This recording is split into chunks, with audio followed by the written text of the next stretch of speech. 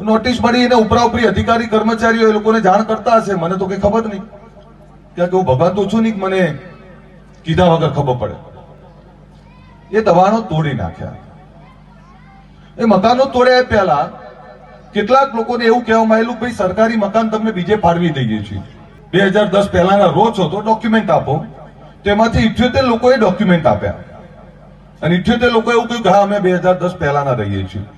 એટલે સરકારે એ પણ તૈયારી બતાવી કે ભાઈ તમને પણ મકાન આપી દઈએ. બીજા એવા લોકો છે ત્યાં લોકલ કે તમને ભલી મળ્યું હોય પણ તમારે જવાન નહીં ને મારી જોગણી તમારી ઉપર મૂકીશું.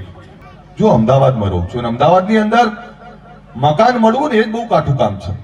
હવે બધું થયું, મને કોઈ ખબર નહીં, મને ખબર પડી કે આ પાડી દીધું છે. મેં અધિકારીઓ સાથે વાત કરી કે ભાઈ આ શું છે, એટલે કે સાહેબ મેં વારંવાર નોટિસ આપી હતી પણ કોઈ તૈયાર થતા નથી. કે કેટલાક લોકો ત્યાં જઈને એવી વાત કરે છે કે આ મકાન અહીંયા ને અહીંયા જ બની આપશું, અમે જેસીબી ને આગળ ઊંઘી જઈશું, મુંડન કરાવી દઈશું, આ કરીશું તે કરીશું. પણ મને એ કહો, સરકારી જગ્યાનું દબાણ કોઈ રોકાઈ શકીએ ખરા આપણે? બીજા એવા લોકો છે ત્યાં લોકલ કે તમને ભલી મળ્યું હોય પણ તમારે જવાન નહીં ને મારી જોગણી તમારી ઉપર મૂકીશું. એક નેતા જ્યારે સમાજના નામે આગળ આવે અને ત્યારબાદ તે વિરોધ પક્ષમાં હોય તો ખૂબ જ પ્રહાર કરે સરકાર પણ, પરંતુ જ્યારે તે સત્તા પક્ષમાં આવી જાય અને ત્યારે કેવું થાય છે તેનું જો શ્રેષ્ઠ ઉદાહરણ જોવું હોય તો આજે હું આપને આ વિડીયોમાં તેના જ વિશે વાત કરવાનો છું. વાત એવી છે કે કેશવનગર જે સુભાષ બ્રિજ પાસે આવેલું છે ત્યાં 155 ઘરો તોડી પાડવામાં આવ્યા હતા. તેને લઈને ઠાકોર સમાજમાં રોષ જોવા મળી રહ્યો હતો. 15 તારીખ એટલે કે 15 ફેબ્રુઆરીના દિવસે આ ઘર તોડી પાડવામાં આવ્યા હતા અને ત્યાં જે લોકો ના ઘર તૂટ્યા હતા તેમાંથી કેટલીક મહિલાઓ રોષે ભરાઈ હતી અને તેમણે અલ્પેશ ઠાકોરને ઘણું બધું કહી દીધું હતું. હવે આવામાં હવે અલ્પેશ ઠાકોરનું નિવેદન સામે આવ્યું છે.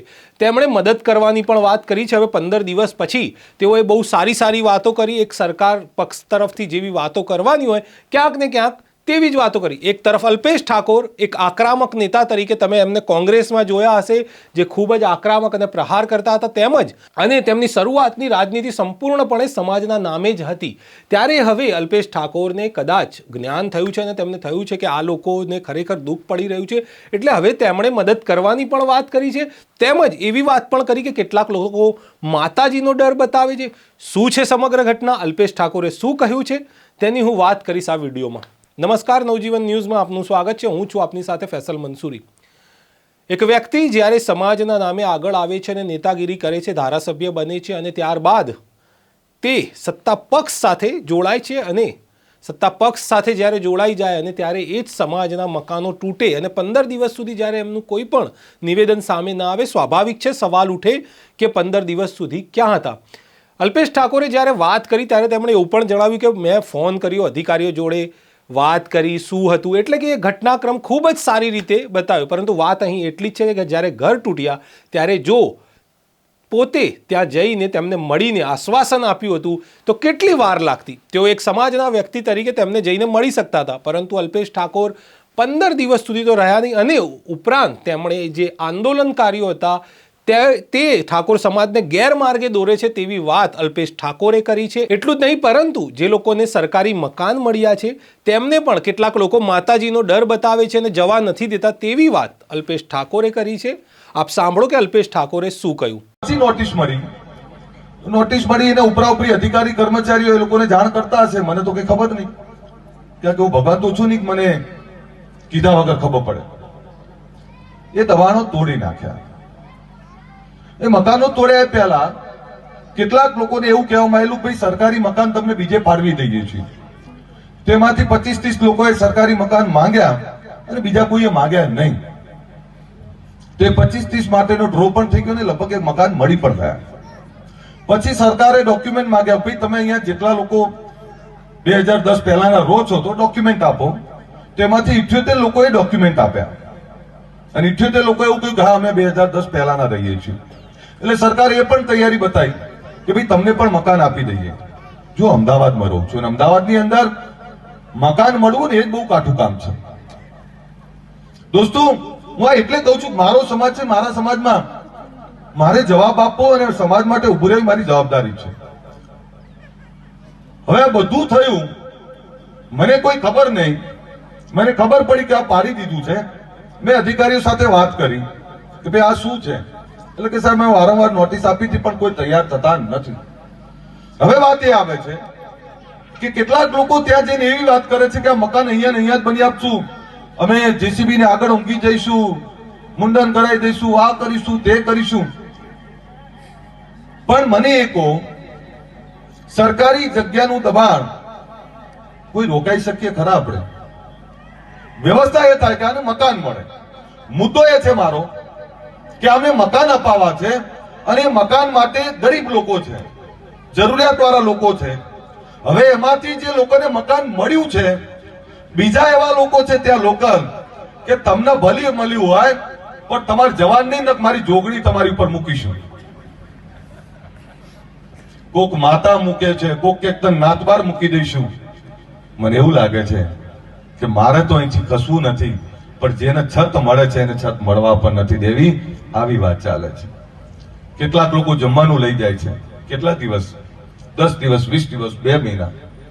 હું આજે અહીં પહેલી વાર કહેવા આવ્યો છું, તમને કહેતો જઉં છું કે તમારે કોઈ કોન્ટેક્ટ હોય તો એ લોકોને સમજાવજો. 78 લોકો માટે પૈસા ભરવાના થાય તો 10 લાખ રૂપિયા મારો ધારાસભ્ય તરીકેનો 1 વર્ષનો પગાર એ લોકો માટે આપી દેવા તૈયાર છું. અને પરમ દિવસે મારો ચેક પણ આપી દેવાનો છું. ખોટા સ્ટન્ટ કરી અને બચારા ઘર વગરના થઈ જાય એના કરતા હું આજે કહું છું. અને દોસ્તો કે 10 લાખ નાની રકમ નથી, પણ આ ધારાસભ્ય તમારા કારણે બન્યો છું, એ પગાર તમારા માટે છે. મારો 10 લાખ રૂપિયાનો પગાર આ લોકોના મકાન લેવા માટે ભરવાનો થાય, હું પરમ દિવસે ચેક મોકલાઈ દેવાનો છું. પછી જે લોકો ભરવા આવે છે કે ના અહીંયા ને અહીંયા મકાન, તો મહેરબાની કરીને સમજાવજો. કોઈ આંદોલન, કોઈ દેખાવો કરવાથી બચારાઓનો મકાન નથી મળવાના. 10 દિવસ પછી ચૂંટણી જાહેર થઈ જશે, કોઈ સાંભળશે નહીં. અને મને બી કહે છે કે આ બચારા ગરીબ માણસો, એને ગરીબ માણસો મકાન વગરના થઈ જશે. એટલે મારી વિનંતી એવી છે કે કોઈ સમજાવજો. તે બીજું કમનસીબી શું કહું, હવે બધા વચ્ચે બોલું છું. મારી જોગણીઓ, મારી બહેનો ત્યાં કઈ રીતે જિંદગી ગાળે છે મેં જોયું છે. વ્યસન મુક્તિની વાત. તો આ હતા અલ્પેશ ઠાકોર, જે શરૂઆતના દિવસોમાં જ્યારે રાજનીતિમાં આવ્યા તો ખૂબ જ આક્રમક અને યુવા નેતા હતા. જ્યારે હવે તેમની તમે ભાષા સાંભળી કે તે ખૂબ જ સારી સારી વાતો કરી રહ્યા છે. એની સાથે તેમણે મદદની પણ વાતો કરી. સારી વાત છે કે તેમણે મદદ કરવાની વાત કરીને હવે તેમને થયું કે તેમણે મદદ કરવી જોઈએ. ઉપરાંત તેઓ જે મદદ કરી રહ્યા છે કે કેટલાક સમાજના લોકો તેમને ખવડાવે છે, પરંતુ ક્યાં સુધી સમાજના લોકો આવી રીતે ખવડાવશે, આવી વાત પણ તેમણે કરી. આ વાત સારી કહેવાય કે તે લોકો મદદ કરી રહ્યા છે. જે લોકો કરી રહ્યા છે તેમને ખરેખર ધન્યવાદ આપવો જોઈએ. એની જગ્યાએ અલ્પેશ ઠાકોર એવું કહી રહ્યા છે કે ક્યાં સુધી એ લોકો પણ ખવડાવશે. હવે તેમણે 10 લાખ રૂપિયા સમાજને મદદ કરવા માટેની વાત કહી છે. એક તરફ ઠાકોર સમાજના જે ઘર તૂટ્યા છે તે લોકો આરોપ લગાવી રહ્યા છે કે અમને જે મકાન મળ્યા છે તે ખૂબ નાના છે અને તે પણ નિર્માણાધીન છે, તે પૂરા બનેલા નથી, આવી વાત છે. અને સામેથી પૈસા માંગવામાં આવે છે. હવે અલ્પેશ ઠાકોરે જો કે મદદ કરવાની વાત તો કહી છે, પરંતુ ક્યાંક ને ક્યાંક એવું લાગી રહ્યું છે કે અલ્પેશ ઠાકોર થોડા મોડા પડ્યા છે. કેટલા મોડા પડ્યા છે એ હું નથી જાણતો, પરંતુ ક્યાંક ને ક્યાંક મોડા આવ્યા. પરંતુ તેમણે એક સારી વાત કરી, પરંતુ આરોપ પણ લગાવ્યો કે કેટલાક લોકો જે આંદોલન કરી રહ્યા છે હાલ, એ લોકો ગેરમાર્ગે દોરી રહ્યા છે સમાજને, તેવો પણ તેમનો ક્યાંક ને ક્યાંક આરોપ છે. પરંતુ સારી વાત એ છે કે મોડા આવ્યા અને મદદની વાત કરી. જોકે મહિલાઓ ત્યાં રોષે ભરાયેલી છે અને તેમણે એટલા માટે જ અલ્પેશ ઠાકોરને ઘણા બધા શબ્દો કહ્યા, કારણ કે અલ્પેશ ઠાકોર થોડાક જ દૂર તેમનાથી રહેતા હતા તેવું તેમનું કહેવું હતું અને એટલા માટે તેઓ રોષે ભરાયા હતા. આ સમાચારો અમે સતત અપડેટ કરતા રહીએ છીએ, તેથી આગળ પણ આ સમાચાર જ્યારે પણ કંઈક નવી અપડેટ આવશે તો અમે આપના સુધી પહોંચાડતા રહીશું. તેથી અમારી ચેનલને લાઇક કરીને સબસ્ક્રાઇબ કરવાનું ભૂલશો નહીં. ફરી મળીશું એક નવા વિષય સાથે. ત્યાં સુધી નમસ્કાર.